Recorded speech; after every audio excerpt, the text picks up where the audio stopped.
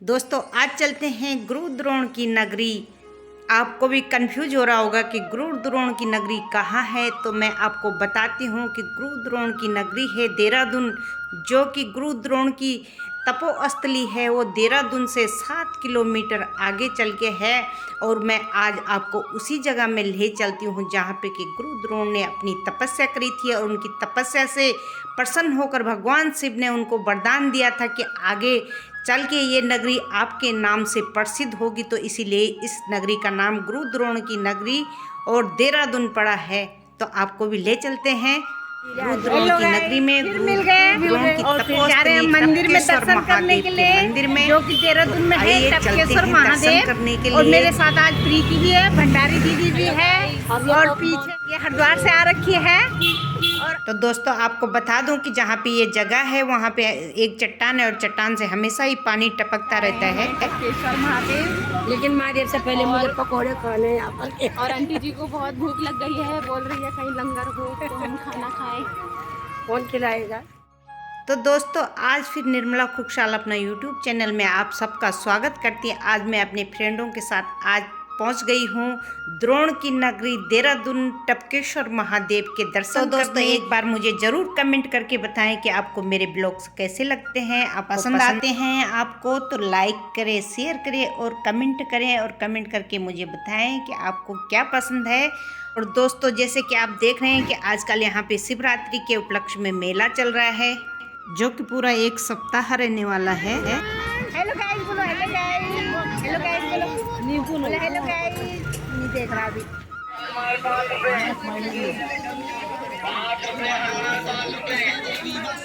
तो गाइस पहुंच चुके हैं मंदिर के सामने और बाहर जहाँ पे कि फूलों की दुकान लगी थी हमने प्रसाद ले लिया है। अब चलने के लिए सारी फ्रेंडों के साथ में तैयार हो चुकी हूँ और जहाँ पे कि गुरु द्रोण की तपोस्थली भी है, यहाँ के दर्शन मैं आपको कराऊंगी। आप मेरे साथ वीडियो में बने रहें, आपको बहुत कुछ आगे देखने को मिलेगा। दिव्य दर्शनों के साथ साथ ही आपको मिलेंगे एक सुंदर गुफा के दर्शन, जो कि भगवान शिव शंकर का स्थान है और यहाँ पे बहुत सुंदर अच्छे मंदिर आपको देखने को मिलेंगे। और यहाँ पे भगवान शिव शंकर के मंदिर में जाने के लिए गेट है और जहाँ पे सुनहरे रंग से लिखा है टपकेश्वर महादेव, और हम पहुँच चुके हैं गेट के सामने ही।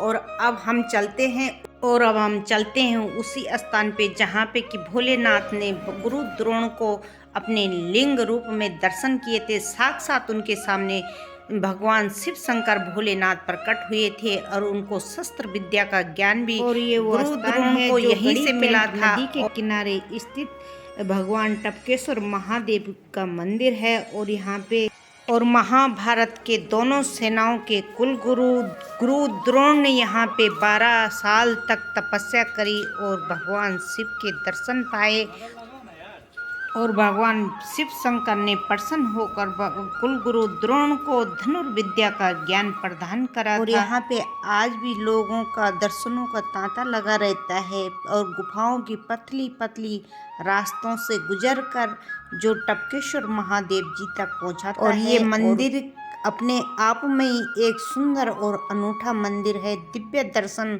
होते हैं भगवान भोलेनाथ शिव शंकर। इन चट्टानों से पानी टपकने के कारण भगवान शिव शंकर का जल अभिषेक प्रतिदिन होता है और इसीलिए भगवान शिव शंकर का नाम टपकेश्वर महादेव जी के नाम से यहाँ पे विख्यात हुआ है।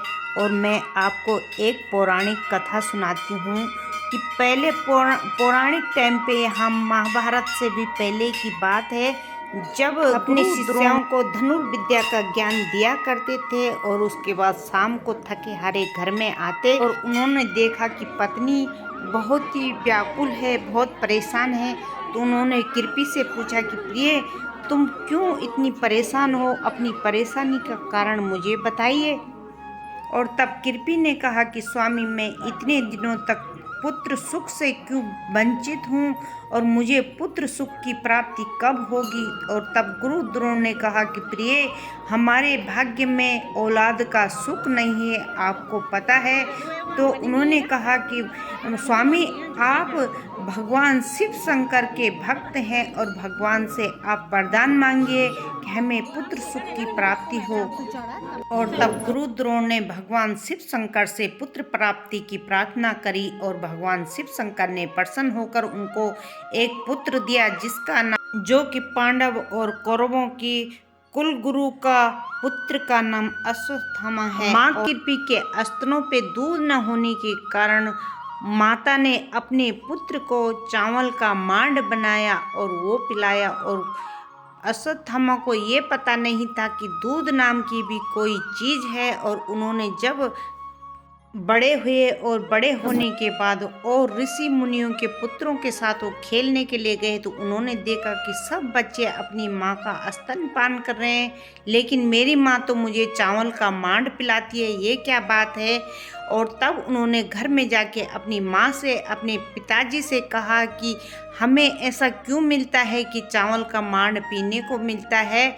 और तब उनको माता ने समझाया कि पुत्र, मेरे स्तनों में दूध न होने के कारण तुम्हें मैंने चावल का मांड पिलाया है, लेकिन तुम अपने पिता से दूध का प्रबंध करवा सकते हो। और तब पिता ने विचार किया कि मेरे बचपन का दोस्त ध्रुपद आज राजा बन गया है और उसके पास गायों की कोई कमी नहीं है। और जब वो राजा के पास गया कि हमें एक गाय का दान दीजिए, तो ध्रुपद ने उनको कहा कि द्रोण, लेने देने का काम तो बराबर वालों के साथ होता है। मैं राजा हूँ और तुम कौरव और पांडवों के गुरु है, इसलिए मेरे पास तुम्हारे लिए कोई गाय नहीं है। और तब गुरु द्रोण अपने आश्रम में लौटे और तब उन्होंने आश्रम में लौटकर अश्वत्थामा से कहा कि बेटा, तुम भगवान शिव शंकर भोलेनाथ की प्रार्थना करो, वो तुम्हारी मनो इच्छा जरूर पूरा करेंगे। और तब अश्वत्थामा ने एक पैर पर खड़े होकर तपस्या करी जब तक भोलेनाथ की प्रसन्न नहीं हुए। और भोलेनाथ ने उन्हें और सब भोलेनाथ की कृपा से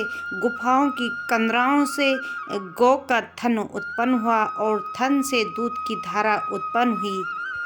और तब अश्वत्थामा ने जी भर के दूध पान किया और भगवान शिव से अमरता का वरदान भी प्राप्त करा।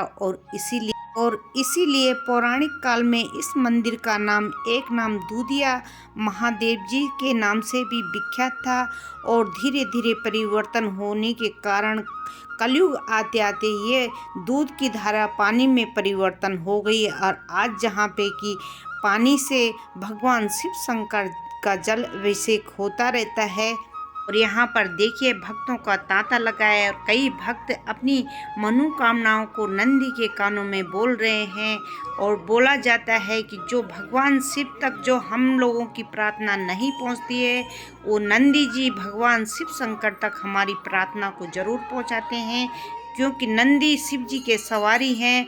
और इसलिए उनको वरदान है कि मनोकामनाओं नंदी के कानों में बोलेगा वो भगवान शिव के हृदय तक पहुंचेगा। इसलिए लोगों में यह धारणा है कि नंदी के कानों में अपनी मनोकामना बोली जाती है और भगवान शिव तक अपनी मनोकामनाएं पहुंचाई जाती है। और सभी लोग ऐसे करते आए हैं और आगे भी ऐसे ही करते रहेंगे।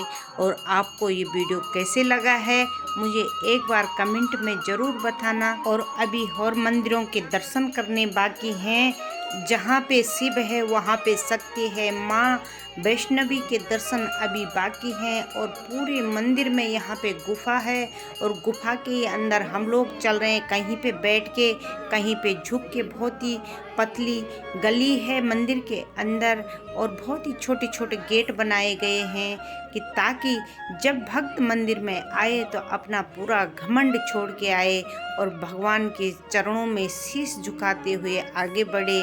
और इसी तरह इस मंदिर का पौराणिक टाइम से जो डिजाइन बनाया गया है, तो कुछ पहले पुराने टाइम पे हमेशा घरों में भी छोटे गेट बनाया करते थे। तो ये जो मंदिर है आज भी ये पौराणिक टाइम से जो बना है वही मंदिर है, इसमें कोई परिवर्तन नहीं हुआ है। और आगे भी आपको दिखाऊंगी कि कितनी सारी गुफाएं हैं इस मंदिर में और हर तरफ आपको गुफाई दिखेगी। मंदिर का सिर्फ ऊपर का गुम्बद बनाया गया है में ही और बाकी भगवान से भोलेनाथ आदि अनंत काल से विराजमान है। और ऐसे रमणीक जगह और ऐसी सुंदर दिव्य गुफा आपको कहीं और देखने को नहीं मिलेगी। और भोलेनाथ के साक्षात दर्शन जिनसे कि मन तृप्त हो जाता है, ऐसे मानो कि ऐसे महसूस होता है कि सांसारिक जितनी भी वस्तुएं हैं वो सब बेकार हैं। भगवान के दर्शन ही सबसे दुर्लभ हैं और सबसे सुंदर हैं। और भगवान शिव शंकर भोलेनाथ के दर्शनों का सौभाग्य आज मुझे प्राप्त हुआ है। और मैं भगवान से प्रार्थना करती हूँ कि आप सबकी झोलियों को भरें, सबके मनोरथों को पूर्ण करें और सबकी मनो इच्छा को पूर्ण करें। और आदि अनंत काल से हो और आदि अनंत काल तक अपने भक्तों को दर्शन देते रहें और सभी भक्तों को अपने दर्शनों का सौभाग्य प्राप्त करें। जय शिव शंकर, जय भोलेनाथ। अब चलते हैं माता वैष्णो के मंदिर में। मेरे को 2.5 साल हुआ है। 2.5 साल हुआ है। कहाँ के रहने वाले हो? अब तो मेरा जन्मभूमि अपना सब कुछ यही है, भगवान ने दर्शन। हाँ, सभी का भगवान ही है, ऊपर वाला ही है, सबको देने वाला। जय हो भोलेनाथ की। जय भोलेनाथ।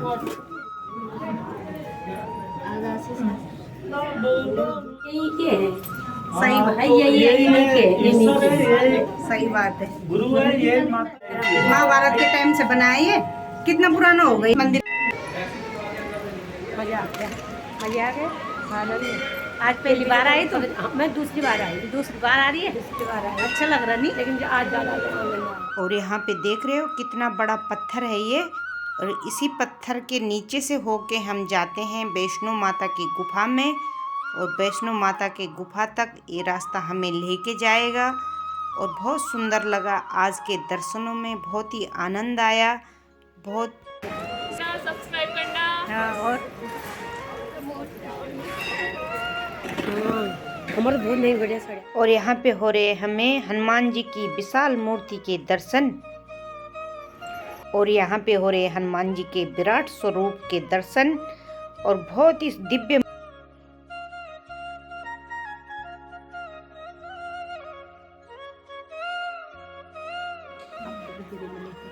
अंकल जी भी आपके साथ हैं? अच्छा अच्छा। कितने बजे आए आप? यहाँ पे मेला चल रहा है ना? क्या बोले? मेला चल रहा है यहाँ पे? हाँ, मेला चल रहा है। हाँ, हम 2-3 तो पहली बार आए हैं। आप पहली बार आए हो? कैसे लगा आपको यहाँ? बहुत बढ़िया, बहुत अच्छा लगा है ना? करिश्मा, सही बात है। हाँ, सब ऐसे आए। ये दीदी भी मेरे साथ आई हैं, तो ये भी अचानक ही आए। कहाँ से? ये हमारे यहीं से आए, देहरादून से। हम पहले हरिद्वार में अलग बना दिए, फिर हम बीच में इकट्ठा हो जाते हैं। और फिर यहाँ पर 2 मिनट खुला करके देते हैं। ऐसे। आप अपने हाथ से दे दो।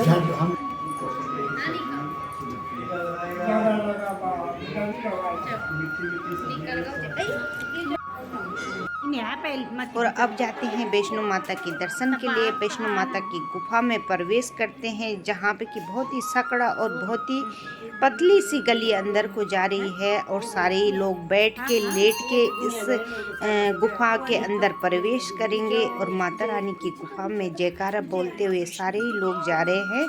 और देखिए बहुत ही मुश्किल से लेट के यहाँ पे जाना पड़ता है, लेकिन बहुत अच्छा लगता है, बहुत सुंदर लगता है, दिव्य दर्शन है। और जो ये गुफा है ये प्राकृतिक है, पहले के पुराने ज़माने से ऐसी बनी है, नया कुछ नहीं है। यहाँ पे देखने को आपको नया कुछ नहीं मिलेगा। और हम वैष्णो माता के स्थान तक ऐसे ही लेट के बैठ के और ऐसे ही चलते हुए घुटनों के बल हम चले और वैष्णो माता के गुफा तक हम पहुंच गए हैं। और यहाँ पे आपको माता रानी के पिंडी रूप के दर्शन हो रहे। जय माँ वैष्णो देवी, जय माता रानी। पे टीका लगा रहे हैं। टीका लगाते हुए पंडित जी यहाँ पे कंटिन्यू।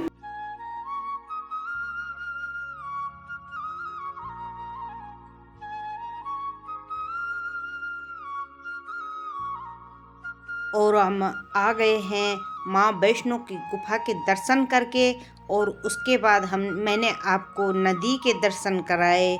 और अब आ गई हूँ मैं माँ काली के मंदिर में माता के दर्शन करने, जहाँ पे कि जी पंडित जी हमें बोल रहे हैं कि यहाँ का सिंदूर अपने मांग में भरो, जो माता रानी के चढ़ाया गया है। बहुत ही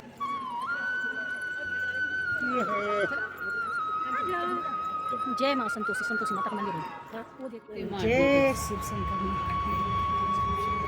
गौमुखी। वही तो गौमुखी।